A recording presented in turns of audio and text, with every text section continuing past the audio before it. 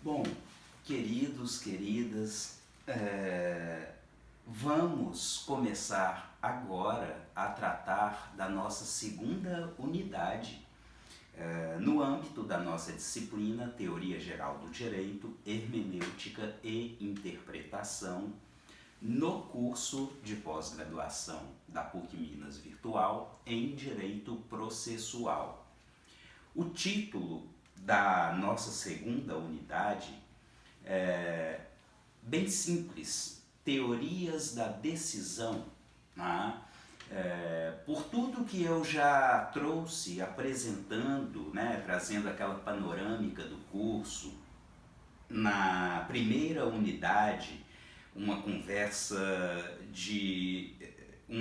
com um verniz, né, um tanto socioantropológico, focado mais diretamente no dilema em torno da democratização do acesso à justiça.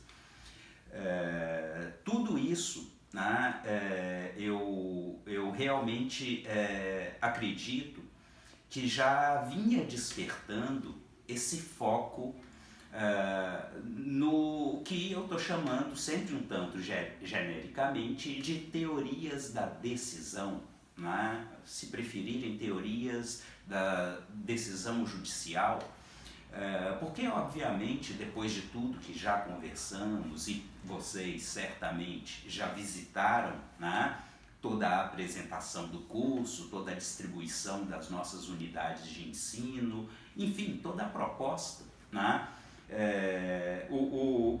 A discussão em torno da teoria geral do direito, da hermenêutica e da interpretação jurídicas nesse contexto, tem nas decisões judiciais, fundamentalmente, né, o grande foco de discussão, considerando todas as limitações, né, da nossa disciplina de 30 horas. Né?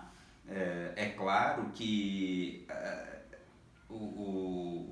a função de toda essa reflexão, de todas essas provocações, é que motivem vocês para se debruçarem, para mergulharem, né, para pesquisarem mais e mais. Certamente vou ficar muito feliz, seria, né, o grande objetivo, né, de toda a proposta do curso, da disciplina. Pois bem, né, nessa segunda unidade, teorias da decisão judicial, eu optei por fazer, né, uma organização, uma estruturação dessa unidade em duas sessões, duas grandes sessões. Tá? A primeira sessão vai tratar da insuficiência das posturas metodológicas no que tange às decisões, né, no que tange a uma teoria da decisão que coincide, que converge com o que chamamos, sempre um tanto genericamente, de paradigma político-jurídico do Estado liberal de direito. Né? Nesse contexto, né, ou seja, na primeira sessão da nossa segunda unidade, né, que tem como tema, né, o tema geral da unidade, teorias da decisão judicial, a primeira sessão vai fazer, na verdade, uma exposição sempre crítica, de viés interdisciplinar, tratando da insuficiência das posturas metodológicas em torno das teorias da decisão no paradigma do Estado liberal de direito, ou na primeira modernidade em perspectiva político-jurídica. Né? Isso implica no panorama da teoria ou das teorias do direito do mundo ocidental no contexto do século XIX e princípios do século XX. Né?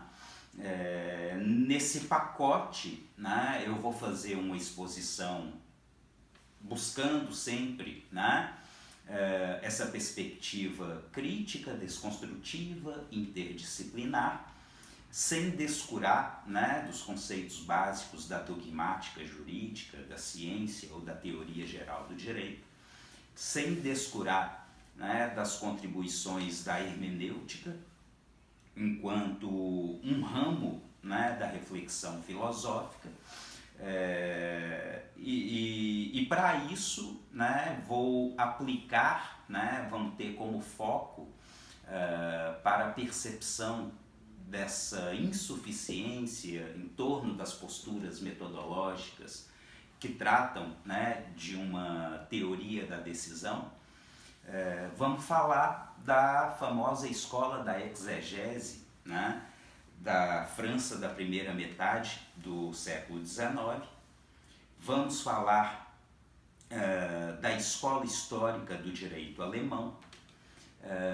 E ainda vamos falar da jurisprudência dos conceitos, né, também no contexto cultural alemão, na sequência da repercussão, do impacto ou dos impactos da escola histórica alemã.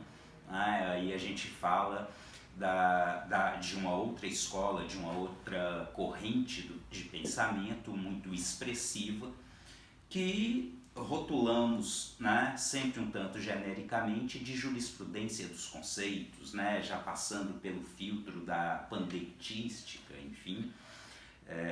Então esse é a nossa primeira sessão da segunda unidade. E na segunda sessão ainda da segunda unidade, né, a gente vai tratar de contribuições teóricas um pouco mais recentes, né? Seriam metodologias, posturas em torno, né, da teoria da decisão judicial, que emergem ainda na primeira metade, na transição da primeira para a segunda metade do século XX, e que acabam convergindo com o paradigma político do Estado Social de Direito. Né? Então aí a gente já tem com alguma clareza o que muitos estudiosos, muitos comentadores têm chamado de uma abertura hermenêutica. Tá? E nesse contexto vamos tratar de uma forma um pouco mais direta, né, de algumas tendências de algumas escolas ou correntes, né, de pensamento no âmbito da teoria e da ciência do direito. Certamente já ouviram falar, né, e especificamente essas correntes, esses movimentos que vamos explorar diretamente. A jurisprudência dos interesses, vamos falar da jurisprudência dos valores, e eu fecho a segunda unidade, ou mais especificamente a segunda sessão da segunda unidade, fazendo menção, né, não apenas menção, detalhando em alguma medida o que temos conhecido amplamente como a guinada, como o giro para o decisionismo no âmbito da teoria pura do direito. Tá? Então, a segunda unidade, né, genericamente rotulada como teorias da decisão, essa unidade ela vai mostrar fundamentalmente as limitações de todas essas contribuições teóricas, seja no que tange, né, às posturas metodológicas afetas a uma teoria da decisão no âmbito do Estado liberal de direito, e também, né, em relação às contribuições teórico-metodológicas que convergem com o paradigma político-jurídico do Estado Social de Direito. No fim das contas, eu vou estar mostrando para vocês que todas essas contribuições são extremamente insuficientes, né? E algumas delas expressamente autoritárias, né? Daí, né, me parece realmente bastante proveitoso mostrar essa convergência com os paradigmas políticos então hegemônicos, ainda distantes, né, do que conhecemos contemporaneamente como paradigma político-jurídico do Estado Democrático de Direito. Logo, pensando sempre, né, no nosso foco maior do direito processual, eu vou mostrar em cada uma dessas sessões, em cada uma das contribuições teórico-metodológicas, uma inviabilização, né, de uma dinâmica afeta ao devido processo constitucional, né, que é sempre o nosso parâmetro, né? Então, toda essa fala inicial apresenta um panorama, eu apresento a segunda unidade do nosso curso ou da nossa disciplina, né?